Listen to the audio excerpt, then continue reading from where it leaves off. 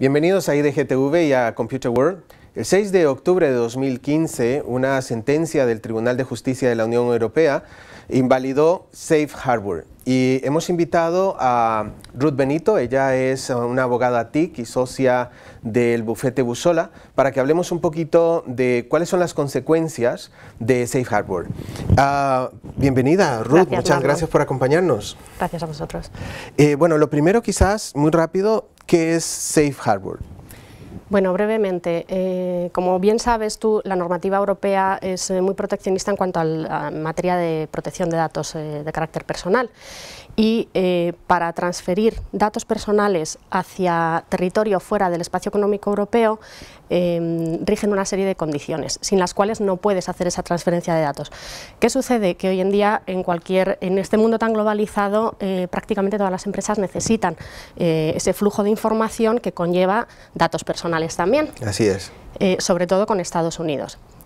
Una de las condiciones para que se puedan dar esas transferencias de datos supone que Europa reconozca a un país como con protección suficiente, equivalente, un nivel adecuado de protección equivalente al europeo.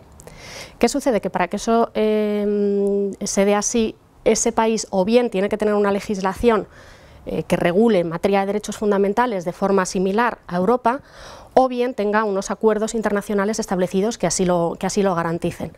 Estados Unidos no tenía ni una cosa ni la otra.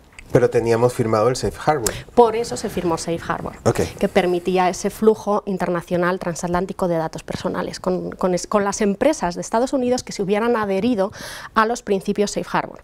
Esto es importante, como luego veremos. No se reconoce que el territorio, que todo el país tenga un nivel adecuado de protección, sino las empresas que se acogen a Safe Harbor. Que se hayan acogido. Bueno, ¿y qué fue lo que pasó? O sea, ¿por qué una sentencia como esta? ¿Qué ocurrió?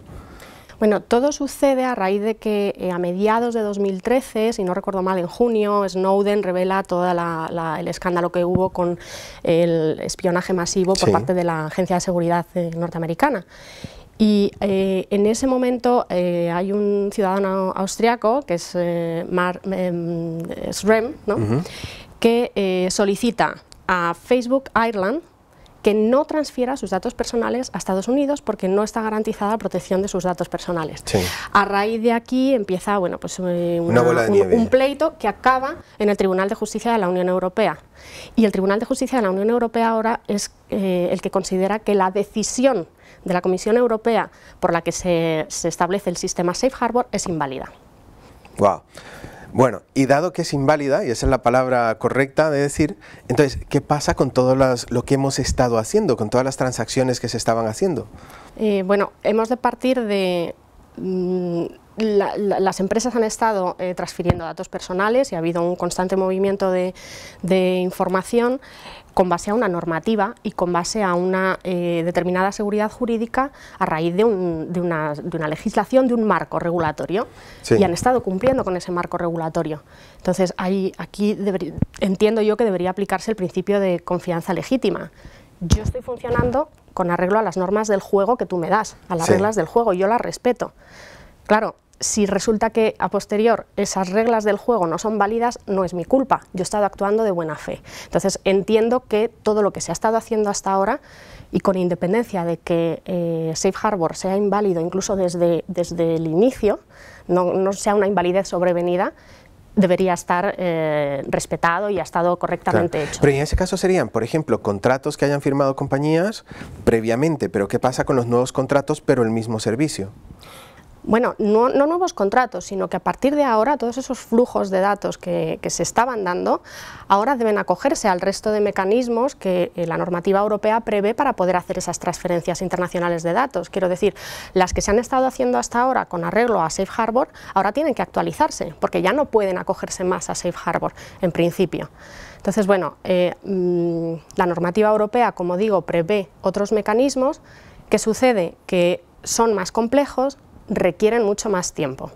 Esos mecanismos básicamente son dos. Uno, acogerse a alguna de las excepciones que la propia normativa prevé para no necesitar la autorización de la Agencia de Control Nacional, en nuestro caso de la Agencia Española de Protección de Datos, y dos, pedir esa autorización. ¿Qué sucede? Que las excepciones que se prevén en la práctica es muy difícil realmente que la mayoría de las empresas se puedan acoger a esas excepciones. Y segundo, la autorización de las agencias respectivas de cada Estado miembro requiere aportar una serie de documentación, una solicitud que va a llevar su tiempo y sobre todo, imagino más si ahora se empiezan a pedir tantas, ¿no? Y como digo, va a requerir tanto al importador de los datos como al exportador aportar una serie de documentación y unos contratos suscritos entre ambas partes. Contratos muy rigurosos donde se tienen que plasmar unas cosas casi tasadas. Vale, muy bien.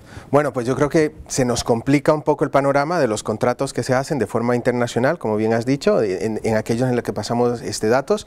Yo añadiría un tercero, buscar consejo legal. Muchísimas gracias, Ruth, por habernos acompañado hoy. Gracias.